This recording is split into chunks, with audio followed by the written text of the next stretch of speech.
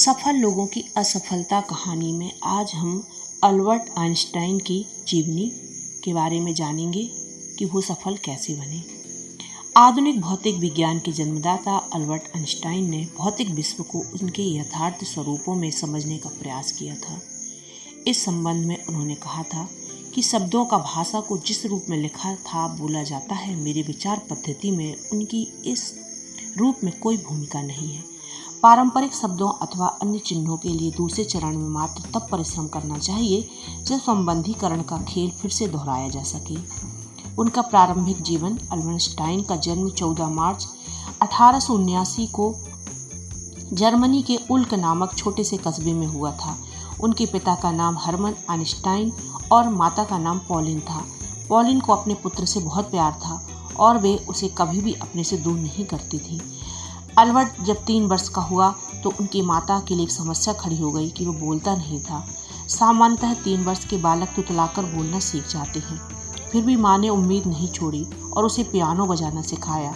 बचपन में अल्बर्ट शांत स्वभाव का और शर्मीला बच्चा था और उनका कोई मित्र नहीं था। वह पड़ोस में रहने वाले बच्चों के साथ भी खेलना पसंद नहीं करता था।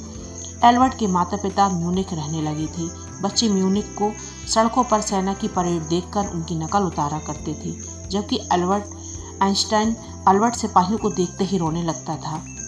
उसी समय दूसरे सभी बच्चे बड़े होकर सिपाही बनने की बात करते थे, लेकिन उनकी सिपाही बनने में कोई रुचि नहीं थी।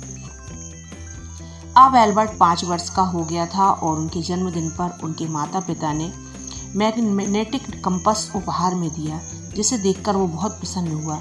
जब उस मैग्नेटिक कंपास की सुई हमेशा उत्तर दिशा की तरफ रहती तो उसके दिमाग में प्रश्न आते कि ऐसा कैसे और क्यों होता है। अल्बर्ट बचपन से ही पढ़ने लिखने में होशियार था, लेकिन शिक्षकों के साथ उनका तालमेल नहीं बैठता था क्योंकि वो रटंत विद्या सिखाते थे।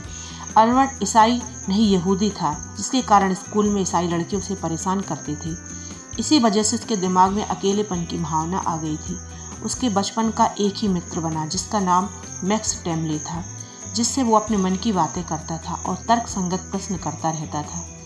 एक दिन अल्बर्ट ने मैक्स से पूछा कि ब्रह्मांड कैसे काम करता है। इसका उत्तर मैक्स के पास नहीं था। इस तरह बचपन से उसकी भौतिकी में बहुत रुचि थी। अल्बर्ट के चाचा जैकब एक इंजीनियर थे, जिन्होंने अल्बर्ट के मन में गणित के प्रति रुचि दिखाई थी। उन्होंने उसे सिखाया था कि जब भी बीजगणित में कुछ अज्ञात वस्तु को ढूंढना चाहते हैं तो उसे बीजगणित में x मान लेते हैं और जब ढूंढते रहते हैं जब तक कि पता नहीं लगा लेते हैं। अल्बर्ट जब 15 वर्ष का हुआ तो उसके पिता के कारोबार में समस्याएं आ गई, जिसके कारण उन्हें कारोबार बंद करना पड़ा। अब उसके माता पिता उसको जिम्नेजियम स्कूल में दाखिला दिलाकर नौकरी की तलाश में दूसरे शहर चले गए। अब माता पिता के जाने के बाद अल्बर्ट उदास रहने लगा और उसका पढ़ाई में ध्यान नहीं लगा, इसलिए वो भी अपने परिवार के पास इटली चला गया। इटली में उसने बहुत सुखद समय बिताया। उसके बाद 16 वर्ष की उम्र में अल्बर्ट को स्विट्जरलैंड के एक स्कूल में पढ़ने के लिए रखा गया। यहाँ पर उसने भौतिकी में गहरी रुचि दिखाना शुरू कर दिया और उसे योग्य अध्यापक भी मिले, पर उन्होंने सापेक्षता का सिद्धांत का पता लगाया था। अल्बर्ट ने ज्यूरिख से स्नातक की डिग्री प्राप्त की थी। अल्बर्ट आइंस्टाइन अध्यापक के रूप में स्नातक की डिग्री लेने के बाद उन्होंने विद्यार्थियों को पढ़ाने के बारे में विचार किया, लेकिन अल्बर्ट के अधिक ज्ञान की वजह से प्रारंभ में उन्हें नौकरी नहीं मिली। सन 1902 में अल्बर्ट आइंस्टाइन को स्विट्जरलैंड के बर्न शहर में एक अस्थायी नौकरी मिल गई। अब उन्हें अपने शोध लेखों को लिखने और प्रकाशित कराने का बहुत समय मिला। उन्होंने डॉक्टरेट की डिग्री प्राप्त करने के लिए मेहनत करना शुरू कर दिया और अंत में उन्हें डॉक्टरेट की उपाधि मिल ही गई। अल्बर्ट आइंस्टाइन वैज्ञानिक के रूप में ज्यूरिख विश्वविद्यालय में उन्हें प्रोफेसर की नियुक्ति मिली और लोगों ने उन्हें महान वैज्ञानिक मानना शुरू कर दिया। सन 1905 में 26 वर्ष की आयु में उन्होंने सापेक्षता का सिद्धांत प्रतिपादित किया, जिससे उन्हें विश्व विख्यात कर दिया। इस विषय पर उन्होंने केवल 4 लेख ही लिखे थे, जिन्होंने भौतिकी का चेहरा बदल दिया। इस सिद्धांत का प्रसिद्ध समीकरण E=mc2 है, जिसके कारण ही परमाणु बम बन सका। इसी के कारण इलेक्ट्रिक आय की बुनियाद रखी गई।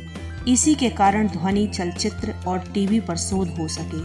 आइंस्टाइन को अपनी इसी खोज के लिए विश्व प्रसिद्ध नोबेल पुरस्कार मिला था।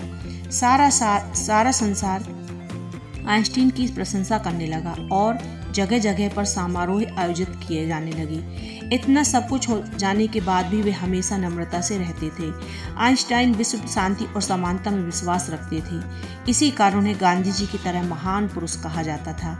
आइंस्टाइन को अपने जीवन में सबसे ज़्यादा दुख तब हुआ जब उनके वैज्ञानिक आविष्कारों के कारण बाद में परमाणु बम का आविष्कार हुआ था, जिससे हिरोशिमा और नागासाकी जैसे नगर ध्वस्त हो गए थे। आइंस्टाइन का परिवार 1903 में अल्बर्ट आइंस्टाइन का विवाह मिल्वा मैरिक्स हे हुआ था। उनके यहाँ 2 पुत्रों एल्बर्ट और एडवाइन ने जन्म लिया था।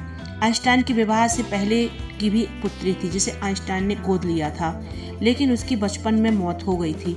14 फरवरी 1919 में उनका मैरिक्स से तलाक हो गया और इसी वर्ष उन्होंने दूसरी शादी कर ली। उनकी दूसरी पत्नी का नाम एल्सा था, लेकिन वो भी 1936 में चल बसी। वैसे भी उनके पारिवारिक जीवन में रुचि कम थी और अपना ज़्यादातर समय अपनी वैज्ञानिक खोजों में लगाते थे। आइंस्टाइन की मृत्यु 18 अप्रैल 1955 में महान वैज्ञानिक अल्बर्ट आइंस्टाइन की अमेरिका के न्यू जर्सी शहर में मृत्यु हो गई।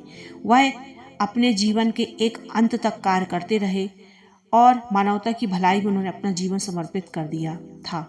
इतना सब कुछ हो जाने के बाद भी किसी के घनिष्ठ मित्र नहीं बन सके, क्योंकि उनका लक्ष्य हमेशा सृष्टि को जानने का रहा था। आइंस्टाइन की प्रतिभा से प्रभावित होने के कारण मृत्यु के बाद उनके दिमाग का अध्ययन किया गया, लेकिन कुछ विशेष तथ्य हाथ नहीं आए। राधे राधे।